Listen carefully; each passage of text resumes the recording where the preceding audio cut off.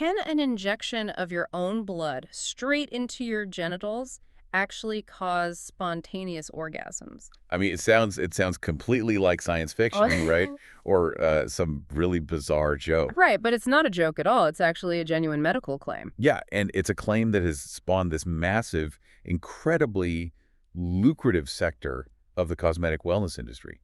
It's it's really a profound intersection of experimental biology Yeah. and just very aggressive modern marketing. Absolutely, because when you look at the promotional materials for this thing, this so-called O-shot, the promises they're making are staggering. Oh, they're huge. We're talking about claims of completely reversing female sexual dysfunction, regenerating nerve tissue, and triggering this continuous intense sexual arousal. So for our deep dive today, we are cutting straight through that medical marketing and all the internet hype. We're going to look at the actual science. Yeah, because we have a really fascinating stack of sources to guide us through this. Yeah. We're looking at a tiny, highly controversial 2014 pilot study, which is basically what started it all. Right. And we're comparing that to a much more recent 2022 clinical trial. Plus, we've got the actual promotional materials from wellness clinics and a stark warning from medical ethicists about the rise of cosmetic gynecology in general. So our mission for you today is pretty straightforward. We want to separate the biological reality from the commercial fiction. Exactly. We need to look at the cellular mechanics, like what is actually happening inside the body here. Is this a legitimate, evidence-based breakthrough for female sexual health? Or just a highly commodified product exploiting, gaps in medical regulation? Right. So before we can even evaluate a claim as wild as a spontaneous orgasm, we have to look at the physical mechanics of the procedure itself. Yeah, what's actually in the syringe? Exactly. So the O-shot is a trademarked commercial term for a specific application of PRP, which is platelet-rich plasma. And the process of getting the shot is surprisingly simple. It really is. A clinician basically draws a small vial of your blood, usually just from your arm, like a regular physical. Right. Very standard. Yeah, and then that vial goes directly to a centrifuge. And the centrifuge spins the blood at an incredibly high velocity, right? It uses centrifugal force to separate the fluid based on density. Exactly. So the heavier stuff, which is mostly the red and white blood cells, those sink to the very bottom of the tube. Okay. And what you're left with floating right on top is this translucent kind of golden colored liquid. That's the plasma. And it is now hyper-concentrated with your own blood platelets. And platelets, for those who don't know, are basically the body's microscopic first responders. Right, yeah. Like when you get a physical injury, platelets are the cells that rush to the site to start clotting and kick off the healing process. They are just packed with various growth factors. So in this procedure, they take that concentrated golden plasma, apply a topical numbing cream down there, and use a fine needle to inject the fluid directly into the clitoris and the anterior vaginal wall. Basically the area we commonly associate with the G-spot. Right. And the biological theory that they're selling here is all about how those growth factors behave once they're injected. Yeah, the clinics advertise that putting this concentrated plasma into genital tissue will basically wake up dormant stem cells. Oh, wow. Yeah, they claim it sparks a process called neocollagenesis, which is just the production of brand new collagen. Okay, so new collagen. Right. And they also assert it spurs the growth of new microscopic blood vessels and actually regenerates damaged or aging nerve endings, which, theoretically leads to heightened sensitivity and better sexual function. I was actually reading through the promotional materials from clinics like the MedSpot, and the way they package this theory is incredibly intuitive. Oh, it's brilliant marketing. Right. There's this physician interviewed in our Healthline source, Dr. Carolyn DeLucia, and she uses this very compelling analogy. She compares the process to a small child scraping their knee on the pavement. I love this analogy, yeah. She says, you know that clear yellowish fluid that oozes out and forms a protective scab? That is naturally occurring platelet-rich plasma. And when the scab falls off, you have fresh, perfectly regenerated pink skin underneath. Right. So the clinics are basically selling you the idea that taking that exact same scab fluid, so to speak, and injecting it into intimate tissue will just yield the exact same regenerative miracle. But, looking at the broader physiological picture, there seems to be a massive leap in logic there. Oh, absolutely. Because, okay, I understand how PRP is used in sports medicine. Athletes get PRP injections all the time for torn ligaments, severe tendonitis, things like that. Sure. But those are acute structural injuries. Female sexual arousal isn't a torn ligament. Exactly. No, it's not. It's an intricate multi-system symphony. You've got hormones, cardiovascular health, neurological pathways, deep psychological factors. So assuming that a localized structural healing mechanism will just magically fix a complex systemic functional process, it feels like trying to fix a software glitch by aggressively polishing the computer's outer casing. That is, yeah, that distinction between a structural injury and a functional multi-system process is the exact physiological friction at the heart of this whole debate. Because the theory of localized tissue regeneration makes perfect sense in a vacuum. Injecting concentrated growth factors probably will cause a temporary increase in blood flow and some cellular turnover. Sure, that makes sense. But applying that basic, raw structural repair mechanism to the highly nuanced, multifactorial nature of female sexual arousal, that is where the clinical science becomes incredibly murky. Because sexual dysfunction is rarely just a torn tissue problem that you can patch with a syringe of collagen. Right. So if the underlying science is that murky, it really begs the question of where this explosive headline, the promise of spontaneous orgasms, actually came from. Yeah, because you certainly don't hear orthopedic surgeons warning patients about uncontrollable knee reflexes after a ligament injection. No, definitely not. So I dug into the foundation of the OSHOT's clinical history, tracing it back to a 2014 pilot study. This was conducted by Dr. Charles Runels, who actually invented and trademarked the procedure. And the sample size of this foundational study is staggering for all the wrong reasons. It's so small. They built an entire global industry off a trial that included only 11 women. 11. It's a microscopic cohort. I mean, in evidence-based medicine, establishing a clinical standard typically requires hundreds or thousands of diverse participants in randomized, double-blind trials. Right. 11 hand-selected patients. It's closer to a collection of clinical anecdotes than a definitive medical study. But looking at the clinical notes from those 11 women, it reveals exactly why this particular study just caught fire in the media. No, for sure. Because he used 2 standardized surveys to measure their progress, specifically the female sexual distress scale. And out of the 11 women, 7 of them, so roughly 64%, reported a significant improvement in their sexual distress scores. Right. The average distress metric dropped from a baseline of 17 down to a 7. But, the broader medical efficacy isn't what made the OSHOT famous. No, it was the deeply specific, intense side effects documented in 2 of the younger participants. The notes literally described them experiencing extreme sexual arousal. Yeah, the clinical documentation does not mince words here. It details continuous, unprompted sexual arousal, ejaculatory orgasms, heightened arousal, triggered purely by the physical act of urination. Wait, urination? Yeah, just from that. Yeah. And, of course, the infamous spontaneous orgasms. Wow. Okay, but 2 women out of a group of 11, I mean, that's almost 20% of the entire study experiencing these explosive physical reactions. Right. But looking at the actual physical mechanics of the injection, this doesn't sound like the result of accelerated cellular healing. No, it doesn't, because biological cell regeneration and nerve growth, it takes weeks or even months. Exactly. So if a clinician is injecting a thick fluid into a highly sensitive, confined, dense anatomical space, the immediate physical reaction isn't biological magic. Right. It's just the fluid mechanically pushing against sensitive internal nerves. And the clinical literature actually points to this exact physiological phenomena. What you're describing is known in medical aesthetics as a volumetric effect. Okay, volumetric effect. Yeah, it's not about the cells healing. It is entirely about the physical mass of the injected substance occupying space. Okay, so to understand the mechanics of that, we have to look at how the injection is prepared. Because before the plasma goes into the syringe, they often add a chemical called calcium chloride to the vial. Right, to activate the platelets. Exactly. It triggers a chain reaction called a thrombin cascade, which is basically like adding gelatin powder to hot water. Within minutes, the loose liquid plasma starts to coagulate and set. It transforms into this dense gelatinous structure called a platelet-rich fibrin matrix, or PRFM. Right, so it's a gel? Yes, a firm, expanding gel matrix. And when that's injected deep into the periurethral area, the tissue surrounding the urethra, its physical volume has nowhere to go. Oh, wow. Yeah, so it creates immediate, continuous mechanical pressure on the internal structures. specifically the urethra and the Skene's glands, which are deeply involved in female sexual arousal. So it is literally just a physical pressure bubble pressing against the internal anatomical trigger points of arousal. It has absolutely nothing to do with regenerating damaged nerves. It's just a volume of gel stimulating healthy nerves through sheer physical compression.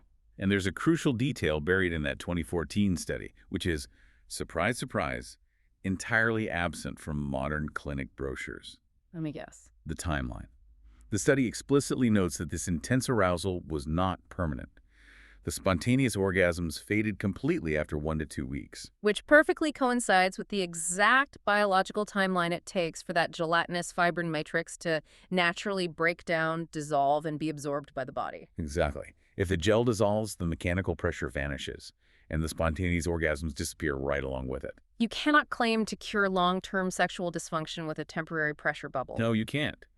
Which naturally leads us to look at more recent, rigorously designed clinical trials to see what happens to sexual function after that physical gel is gone. Right, when only the theoretical tissue regeneration is left. Exactly.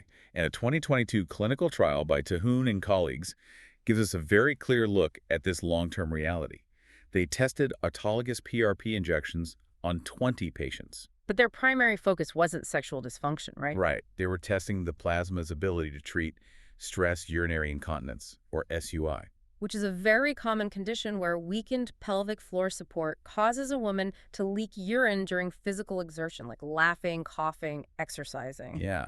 And the 2022 trial found that the PRP injections were actually quite successful at treating the incontinence. At both the 1-month and 3-month follow-ups, urodynamic testing proved the fluid successfully bulked up and stabilized the surrounding tissue. So it improved bladder control. It did. But the researchers also utilized those 3 months to track the women's sexual function using the Female Sexual Function Index. Okay, and what did they find? Well, they meticulously measured multiple domains: sexual desire, arousal, lubrication, orgasm capacity, overall satisfaction. And when comparing the pretreatment baselines to the 3-month post-injection results, they found absolutely zero statistically significant changes in any category of their sex lives. Wait, zero? Zero. So we have Dr. Runel's 2014 pilot study claiming mind-blowing sexual enhancements from PRP, and the 2022 Tahoon trial finding absolutely zero sexual benefit from the exact same fluid. Yep. And to reconcile that massive clinical gap, we have to look at the specific anatomy targeted in each study, because location is the critical variable here. Right. In the 2022 incontinence trial, the clinicians only injected the plasma into the anterior vaginal wall, specifically the area supporting the bladder neck, just to create structural stability. But Dr. Reynolds' original protocols specifically targeted the clitoris, injecting the thick PRP matrix directly into it. And the clitoris is an incredibly dense, complex organ packed with thousands of highly concentrated nerve endings. Exactly. So injecting an expanding, volumizing gel directly into the body's primary organ of sexual pleasure is guaranteed to force a vastly different sensory response than just injecting that same gel into the vaginal wall for bladder support. So that lack of consistent, robust evidence is precisely why Dr. Jen Gunter, who's a highly prominent gynecologist featured in our Healthline source, offers such a blistering critique of this whole thing. Yeah, she really doesn't hold back. Yeah. She points out that while the concept of harnessing the body's natural healing factors sounds phenomenal on paper, the procedure operates with very little actual clinical proof. It remains completely unapproved by the FDA for treating any form of sexual dysfunction. Right. But despite that lack of FDA approval and the conflicting clinical data, this procedure commands a premium price tag. Oh, absolutely. Patients are paying entirely out of pocket, with costs ranging anywhere from $1,200 to $2,500 for a single injection. And on top of that, the aftercare protocols require strict adherence to biological rules, like patients are instructed to abstain from sexual activity for up to 24 hours just to allow the sites to seal and mitigate infection risks. And more importantly, they are strictly forbidden from taking any NSAIDs, like ibuprofen or naproxen, for 5 to 7 days after the procedure. Right. And the biological logic there is crucial to understand. NSAIDs are anti-inflammatory drugs, but the entire theoretical mechanism of PRP relies on intentionally triggering the body's natural inflammatory cascade. Right. Inflammation is basically the biological flare gun that tells stem cells and growth factors to rush to the area. Exactly. So popping an ibuprofen essentially acts as a chemical fire extinguisher. You'd be shutting off the exact cellular alarm system you just paid thousands of dollars to activate. It's wild. So we're looking at a procedure lacking FDA approval anchored by a tiny 11-person study where the most famous side effect is a temporary physical reaction to fluid pressure, and it costs thousands of dollars. And has strict recovery rules, so why is it booming in popularity? Well, to understand that, we have to look at the profound ethical and psychological drivers detailed in the medical literature. There's this really comprehensive paper from the PMC focusing on the ethics of cosmetic gynecology. And what do they highlight? A staggering 33.4% rise in cosmetic gynecological surgeries globally in just a 4-year span. That is massive. And the psychological mechanics driving that surge are deeply unsettling. The sources point directly to the ubiquitous nature of digital media. Yeah, we're talking about the widespread proliferation of pornography, the influence of social media wellness trends. And the aggressive push for what the industry literally refers to as the Barbie vulva or designer genitalia. The ethical paper really unpacks how this constant exposure to highly curated, surgically altered, and digitally airbrushed imagery slowly recalibrates the human brain's baseline for what constitutes a normal body. It completely distorts our perception of natural anatomical diversity. Women are internalizing these highly specific, unrealistic digital images as the definitive medical standard for what is healthy and acceptable. And the wellness clinics offering these treatments heavily lean into that distorted perception. They often downplay the very real, documented physical risks involved in altering intimate tissue. Because this is not a harmless, superficial spa treatment. Yeah. We are talking about severe complications, like new-onset dyspareunia, Right. which is intense, chronic pain during sexual intercourse, often caused in these cases by inadvertently creating scar tissue, over-tightening the vaginal canal, or inflicting permanent nerve damage with the needle. And there are also profound risks of severe psychological distress. Imagine draining your savings for a procedure that fails to deliver on its lofty promises, or worse, leaves you in chronic pain. Which is exactly why major regulatory bodies worldwide have issued very stern warnings about this. Organizations like the American College of Obstetricians and Gynecologists, the Royal College, the International Federation of Gynecology and Obstetrics, they've all taken a definitive stance. Yeah, they explicitly classify these treatments as non-therapeutic procedures. They warn providers against prioritizing commercial, aesthetic interests over evidence-based medical care. Right, citing the foundational medical ethic of non-maleficence, do no harm. The ethical dilemma detailed in that PMC paper revolves around this concept called the industry-driven diagnosis. I love that term. Yeah, the cosmetic industry has essentially taken natural, beautiful, anatomical diversity and rebranded it as a medical defect that requires their specific, expensive intervention. It is the exact equivalent of a tech company convincing you that your perfectly functioning computer hardware is broken just so they can sell you a $2,500 premium software patch to fix it. And the marketing surrounding that software patch is incredibly sophisticated. They don't advertise these injections as exploiting physical insecurities. No, of course not. They package it under this highly appealing, feminist-sounding vocabulary of, empowerment, taking control of your wellness, and intimate rejuvenation. And because the procedure is not deemed medically necessary, it's not covered by health insurance. It exists entirely in the cash-based private sector. Right, which creates an overwhelming financial incentive for private clinics to overpromise life-changing results while quietly minimizing the lack of rigorous clinical data. Exactly. So, to bring this all together for you and answer our initial question, can an injection of your own blood into your genitals actually cause spontaneous orgasms? Yes, the phenomenon was documented in a tiny pilot study. However, looking at the cellular mechanics and the timeline, the evidence strongly suggests this was not a permanent biological rewiring of sexual function. It was a temporary mechanical side effect caused by the physical pressure of a dissolving gel matrix pushing against sensitive internal glands. It is absolutely vital that when you are evaluating any modern wellness trend, especially one involving needles in deeply sensitive areas and costing thousands of dollars, you must learn to separate rigorous, peer-reviewed clinical mechanics from glossy, emotionally manipulative promotional brochures. Completely. Yeah. And I want to leave you with one final thought to ponder, diving into the deep psychology of sexual health. We know that human female sexuality is a profoundly complex web. It's physical anatomy, hormone levels, relationship dynamics, cognitive state. Right. So imagine a scenario where a patient pays $2,500 of her own money. She undergoes an intimate, highly vulnerable, slightly painful medical procedure. She endures the aftercare. And a year later, she genuinely reports experiencing much better, far more satisfying sex. The truly provocative question is this. How much of that improvement is actually the biological magic of blood platelets regenerating microscopic tissue, Yeah. and how much of it is the ultimate high-priced placebo effect? Exactly, because sexual arousal is heavily dependent on the nervous system's ability to anticipate and focus on pleasure. Yeah, when you invest $2,500 and endure a vulnerable procedure, your brain becomes hyper-focused on the anticipated outcome. You have financially and emotionally committed to the idea that your sexual function will improve. And that intense cognitive anticipation can actually increase blood flow, heighten sensitivity, and presence in the moment. It creates a genuine physical response driven entirely by the overwhelming psychological power of belief.